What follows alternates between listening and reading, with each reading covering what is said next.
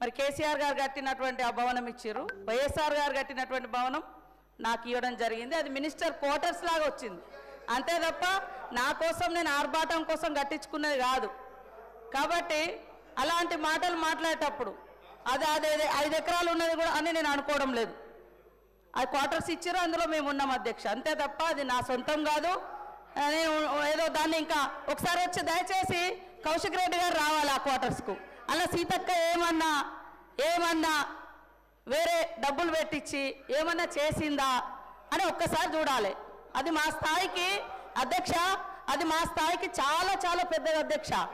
అది మేము ఉండేది ఇవాళ నా కొడుకు కూడా హన్మకొండలనే ఉంటాడు.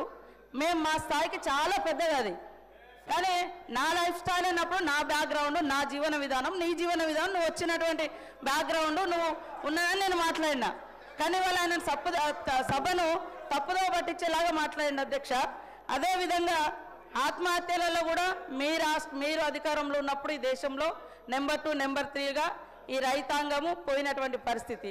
అదేవిధంగా మిల్లుల కాడికి పోతే కోత లేకుండా రైతులు ధాన్యం అమ్ముకోలేనటువంటి పరిస్థితి. గోర్ల గోల్మాలు, చేపలలో గోల్మాలు, ఇవన్నీ అవే విషయాలు మాట్లాడడం జరిగింది. కాబట్టి మళ్ళీ ఒకసారి నేను అంటున్న అధ్యక్ష, వైఎస్ఆర్ గారి భవనం ఇచ్చింది అది గవర్నమెంట్ క్వార్టర్స్గానే నాకు వచ్చింది తప్ప వేరే కాదు. నేను టీఆర్ఎస్ నాయకులు అందరినీ కూడా ఆ భవనంలోకి ఆహ్వానిస్తున్నాను అధ్యక్ష, భోజనానికి కూడా ఒకసారి రండి. మీ నాయకుడు ఉన్నప్పుడు పెట్టిండో లేదో కానీ మేము పెడతాం.